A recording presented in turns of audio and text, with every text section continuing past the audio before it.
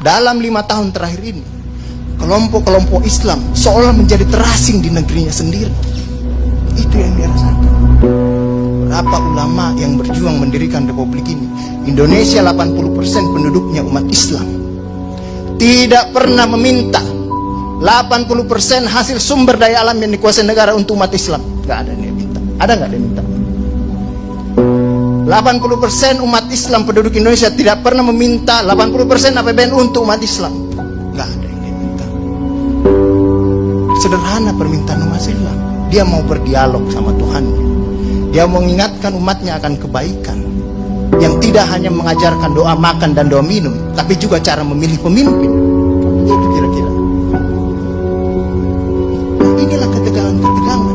Ketika agamanya dinistakan, kok susah sekali ini membawa ke proses hukum. Muncullah demo berjilid-jilid, yang kemudian berujung ulamanya tidak bisa pulang.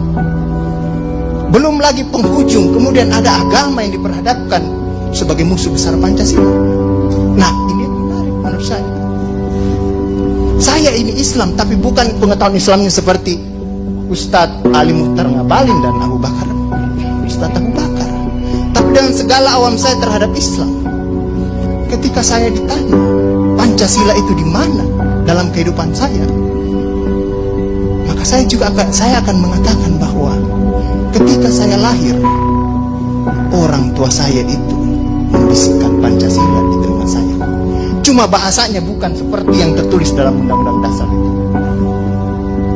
Dia membahasakan Allahu Akbar, Allahu Akbar, asyhadu an la ilaha illallah, asyhadu anna Muhammadar Rasulullah. Apa yang saya dengar di situ? Ketuhanan yang Maha Esa. Hayya 'alas shalah. Apa yang saya dengar di situ? Mari kita bersatu sama-sama, karena kita akan mendirikan sholat. Dan Al-Ankabut mengatakan sholat itu mencegah kamu dari perbuatan keji dan mungkar. Ada kemanusiaan yang adil dan beradab. Saya dengar di situ. Hayya 'alal falah. Mari sama-sama menuju kemenangan. Kemenangan yang bagaimana kita peroleh? Kerakyatan yang dipimpin oleh hikmat kebijaksanaan dalam permusyawaratan perwakilan. Kemenangan yang bagaimana? Keadilan sosial bagi seluruh rakyat Indonesia. Itulah kemenangan yang kita tuju. Kita kembali lagi takbir, Allahu Akbar, Allahu Akbar, la ilaha illallah. Kita ulang lagi. Dan Pancasila yang kita tiupkan itu 5 kali sehari, belum selesai di sini, selesai bunyi terus. Ya kan Ustadz kan? Belum selesai di daerah sini, selesai bunyi bertalu-talu terus. Seluruh dunia bertalu-talu. Inilah Islam. Yang kemudian sekarang dalam kelompok ini Ustadz Ali Muhtar Ngabalin, saya banyak belajar dari beliau. Inilah yang kemudian sekarang, kenapa kami mau diperhadap-hadapkan? Kenapa kami ada yang menjalankan keyakinannya ketika dia celananya cingkrang, radikal, atau dia pakai cadar, dulu diperhadap-hadapkan. Saya Indonesia, saya Pancasila, ada dulu itu banyak sekali seperti itu. Kenapa kami seperti ini? Sekarang akhirnya semua orang disuruh pakai cadar. Inilah kemudian rentetan yang membuat istilah tadi Ustadz Abu Bakar, kok paranoid sekali dengan undang-undang HIP ini. Ada luka. Ada luka yang tadinya sudah mulai mengering, dilupakan.